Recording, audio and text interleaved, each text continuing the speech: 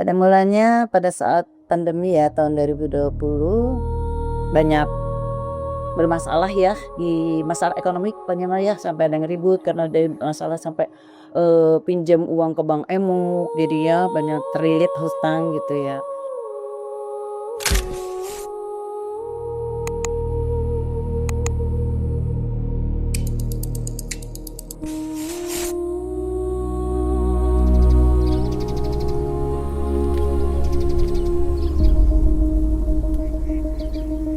Ya waktu itu sempet bapaknya nggak kerja ya. Kebenaran bapaknya nggak kerja, dia itu sempet nggak kerja. Jadi keadaan makin sulit lah, tambah sulit lah gitu.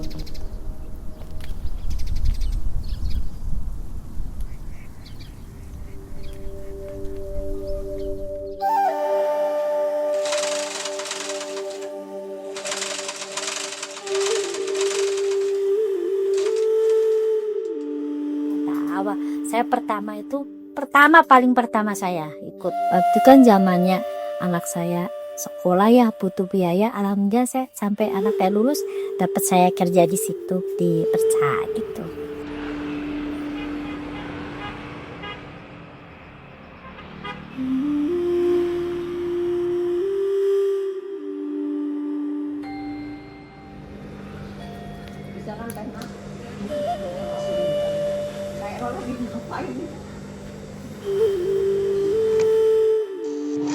Mereka kan ekonomi sedang merat-marit, diajak, kegiatan ini sedangkan tidak ada uangnya. Jangankan untuk, modal ya, untuk makan aja kan susah. Kalau pikiran saya kan yang ada perca di sini, nah itu yang dimanfaatin pikir saya kan, yang limbah itu jadi kita rubah jadi produk gitu, nah kita jual, maksud saya gitu. Karena itu kan pasca COVID-19 pada saat itu usaha banyak yang tutup. Dan ternyata banyak sisa-sisa perca gitu ya di Sinaksari kan, di Kampung Perca. Sehingga seorang ibu itu ingin memanfaatkan sisa-sisa perca tersebut menjadi produk kerajinan yang bernilai ekonomi tinggi.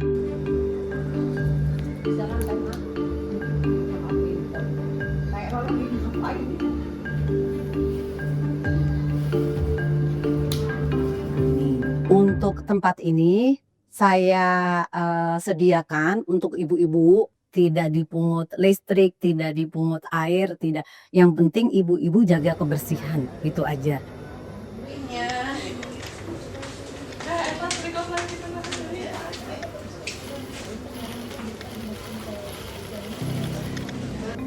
Sektor ekonomi kreatif mampu menyerap 57.607 tenaga kerja. Dalam 2 bulan, Kampung Perca mampu menghasilkan omset puluhan juta rupiah.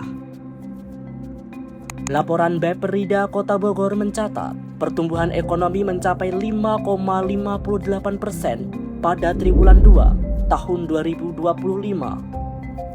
Angka ini menandakan mulai stabilnya aktivitas ekonomi lokal, termasuk UMKM dan ekonomi kreatif seperti Kampung Perca.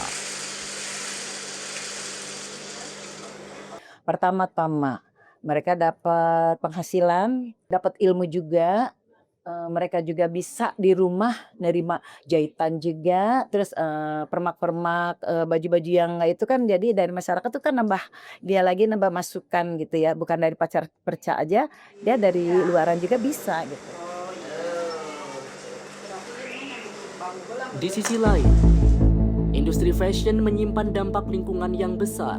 Pada tahun 2025, limbah tekstil di Indonesia menyentuh angka 2,46% atau setara dengan 700.000 ton dari total timbulan sampah. Begini, kalau misalkan satu kain nih kita muat ke TPA dan sejenisnya, itu kan tidak degradasi ya, tidak mudah terdegradasi atau tidak mudah terkurai. Karena tidak mudah terkurai, dia itu butuh waktu. Kalau TPA konvensional ya 30-50 tahun suatu sampah itu bisa terdegradasi. Dan selama masa tubuh itu sampah akan menghasilkan terus gas. Nah kebetulan karena Indonesia TPA-nya ini tercampur ya, baik organik anorganik termasuk kain di dalamnya, itu menumbuk semua, itu andespektan dan CO2 tadi itu merupakan yang bermanfaat pada semua kaca. Jadi otomatis secara tidak langsung kain itu mengangkat terhadap perubahan iklim. Kita tahu kan sekarang lagi hangat-hangatnya tentang green economy gitu ya. Nah, Kampung Perca ini termasuk salah satunya. Perkembangan Kampung Perca turut mendorong lahirnya gagasan baru dari kami sebagai mahasiswa Sekolah Vokasi IPB University.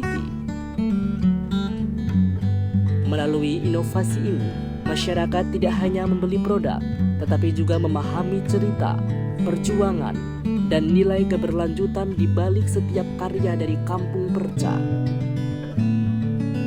Menariknya, QR Code dicetak menggunakan sheet paper bayam yang ramah lingkungan dan dapat ditanam kembali.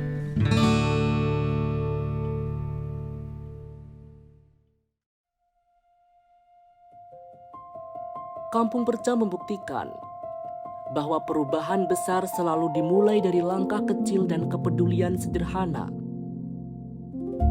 Tidak hanya mengentaskan kemiskinan, Kampung Perca hadir sebagai tempat perempuan menjadi berdaya, sekaligus menjaga bumi kita.